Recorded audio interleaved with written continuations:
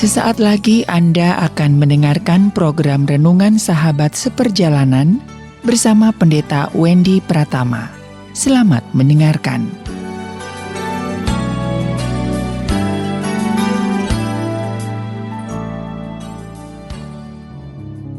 Selamat berjumpa kembali di dalam layanan audio Sahabat Seperjalanan.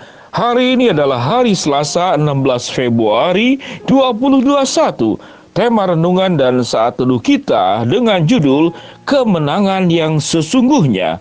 Firman Tuhan terambil dalam Amsal 21 ayat yang ke-31. Demikian bunyi firman Allah. Kuda diperlengkapi untuk hari peperangan, tetapi kemenangan ada di tangan Tuhan. Kuda diperlengkapi untuk hari peperangan, tetapi kemenangan ada di tangan Tuhan. Mari kita berdoa. Bapa yang di dalam sorga, biarlah dalam kehidupan kami sahabat seperjalanan di dalam menyelesaikan banyak persoalan-persoalan hidup yang seringkali membuat kami rasa terpojok, terpukul, tersisihkan, tersakiti, dan dirugikan. Biarlah pemikiran kami tentang memenangkan kehidupan ini dengan pandangan yang jelas berdasarkan kebenaran firman Allah. Berfirmanlah Tuhan, kami siap untuk mendengar. Di dalam nama Tuhan Yesus kami berdoa. Amin. Sahabat seperjalanan, kemenangan yang sesungguhnya. Tatkala kita diperhadapkan kepada berbagai macam kesulitan, kita difitnah, kita ditekan, kita dirugikan, kita kemudian dikatakan sesuatu yang buruk dalam hidup kita, tentu kita ingin melawan. Jangan biarkan orang-orang tersebut menekan lalu kemudian menjadi seenaknya dan semaunya. Lalu kemudian kita mencoba untuk bertarung dan kemudian memiliki sebuah prinsip, gigi ganti gigi, kaki ganti kaki, tangan ganti tangan. Kalau dia berbuat kejahatan, kita harus balas. Kalau tampar pipi kiri, kita akan tampar juga pipi kiri yang bersangkutan.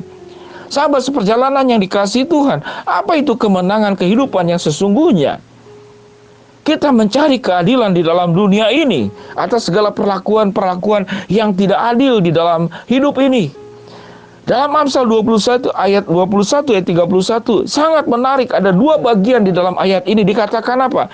Kuda diperlengkapi untuk hari peperangan. Kita bisa melakukan banyak peperangan dengan memakai kuda, dengan memakai potensi, dengan memakai kekuatan yang kita miliki agar pihak lain tidak menginjak-injak. Kita bisa melakukan pembalasan kalau kita memang punya kuda di dalam artian potensi apapun. Bisa memakai uang, bisa memakai pengadilan, bisa memakai backing orang-orang yang kuat, yang ada di belakang kita, yang siap membantu kita, yang siap menolong kita, dan kita melawannya. Itu ayat yang dikatakan dalam Amsal 21 ayat ke-31. Kuda diperlengkapi untuk hari peperangan. Kita boleh berperang dengan kuda dan mengalami kemenangan menurut versinya kita. Namun yang cukup menarik apa yang dikatakan di dalam bagian yang berikut. Tetapi kemenangan ada di tangan Tuhan. Sewaktu kita belajar menyimak tentang kehidupan Tuhan Yesus, apakah Yesus itu menang atau kalah di dalam kehidupannya? Secara nilai duniawi, Yesus kalah di dalam peperangan. Bagaimana mungkin dikatakan menang? Yesus mengalami kematian, Yesus terkalahkan, Yesus tersalibkan. Bagaimana dengan Stefanus? Secara dunia Stefanus kalah, dia memberitakan kebenaran, dia memberitakan Injil, namun dia mati dirajam. Apakah kemenangan itu adalah sebagaimana konsep yang di dalam dunia ini? Saya masih ingat sekali waktu saya itu masih kecil, itu masih ada namanya komik Kopingho. Tidak ada gambar dalam bentuk stensilan, tulisan, namun itu sangat digandrungi oleh anak-anak muda di zaman itu.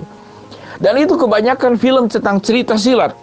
Dan film silat itu ada yang disebut dengan dendam 7 turunan.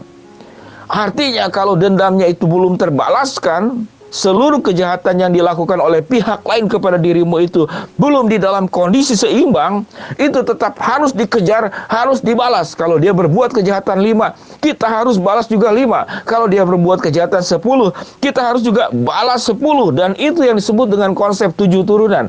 Sehingga film silat itu tidak pernah habis-habisnya.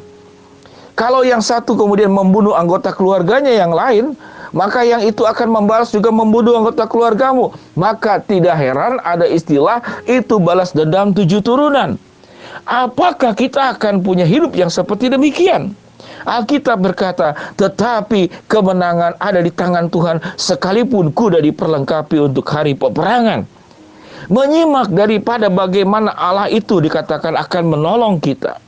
Kalau tangan kita yang tidak melakukannya, Tuhan mengatakan, apa yang dikatakan di dalam Mazmur pasal yang ke-37 ayat yang ke-6, Ia akan memunculkan kebenaranmu seperti terang dan hakmu seperti siang. Di dalam ayat yang ke-7, berdiam dirilah di hadapan Tuhan dan nantikanlah Dia.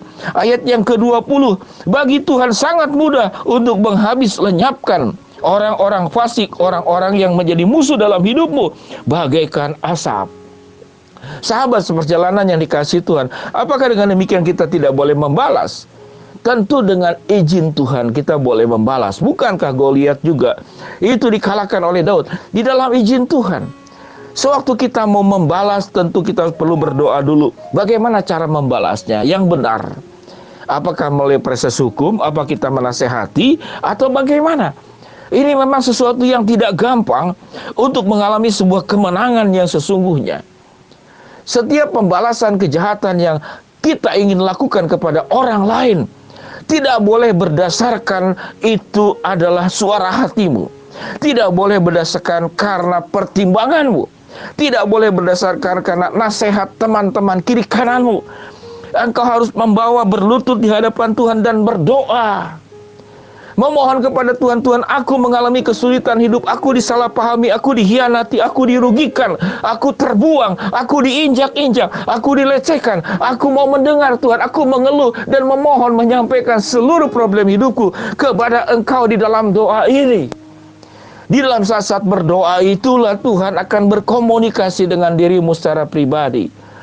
Dan Tuhan akan menitipkan pesan-pesan apa yang harus dilakukan. Dan saya percaya apa yang dikatakan Tuhan di dalam firman Tuhan, di dalam doamu itu pun akan diucapkan juga oleh Tuhan kepada dirimu. Sehingga mendapatkan jawaban doa, bisa dalam doa engkau dengar suara Tuhan, bisa juga engkau sudah mendengar suara Tuhan, jawaban-jawaban doa yang sudah ada di dalam Alkitab. Ayat yang ke-6 di dalam Mazmur ke-37 dikatakan apa? Ia akan memunculkan kebenaranmu seperti terang dan hakmu seperti siang. Berdiam dirilah di hadapan Tuhan dan nantikanlah Dia sebelum engkau bergerak, sebelum engkau memutuskan, sebelum engkau membalas, sebelum engkau menyerang balik orang yang menyakiti engkau. Suatu kita teduh di hadapan Tuhan, 50% kemarahanmu itu sudah menyusut. 50% minimal keinginan membalasmu itu sudah hilang. Karena mengapa? Karena kau menyampaikan kepada Allah. Dan Allah yang mengetahui segala kesulitan-kesulitan hidupmu, pergumulan-pergumulanmu, Tuhan tidak akan bertindak diam. Tuhan tidak akan kemudian membiarkan engkau terinjak-injak. Itu yang dikatakan dalam firman Tuhan. Ia akan memunculkan kebenaranmu seperti terang dan hakmu seperti siang. Namun seberapa besar kita mau berdiam diri di hadapan Tuhan di dalam ayat yang ke-7 dan menantikan Dia. Kita tidak bertindak dengan cara kita, namun kita meminta petunjuk Tuhan, meminta kehendak Allah yang terjadi, dan meminta Tuhan yang bergerak melebihi tanganmu sendiri. Jawaban persisnya memang sulit untuk dijelaskan kepada sahabat seperjalanan. Namun engkau akan mendapatkan jawaban yang sangat gamblang, sangat jelas, sangat terbuka, sangat mudah dimengerti sewaktu engkau terbiasa bergumul bersama dengan Tuhan tatkala engkau menghadapi peperangan-peperangan dalam hidup ini. Dan Tuhan akan memberikan kemenanganmu bukan dengan caramu, namun dengan caranya Tuhan.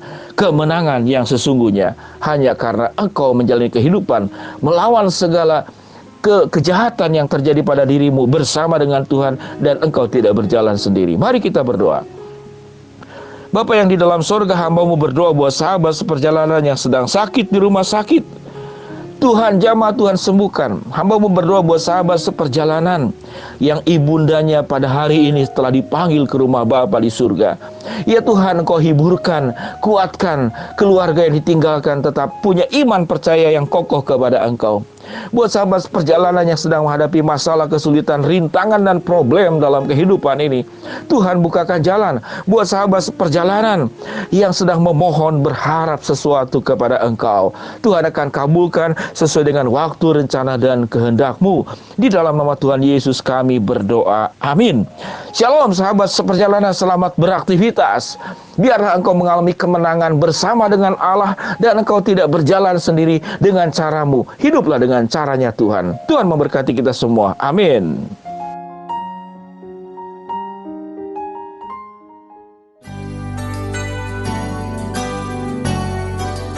Anda baru saja mendengarkan program Renungan Sahabat Seperjalanan bersama Pendeta Wendy Pratama. Terima kasih atas perhatian Anda. Tuhan Yesus memberkati.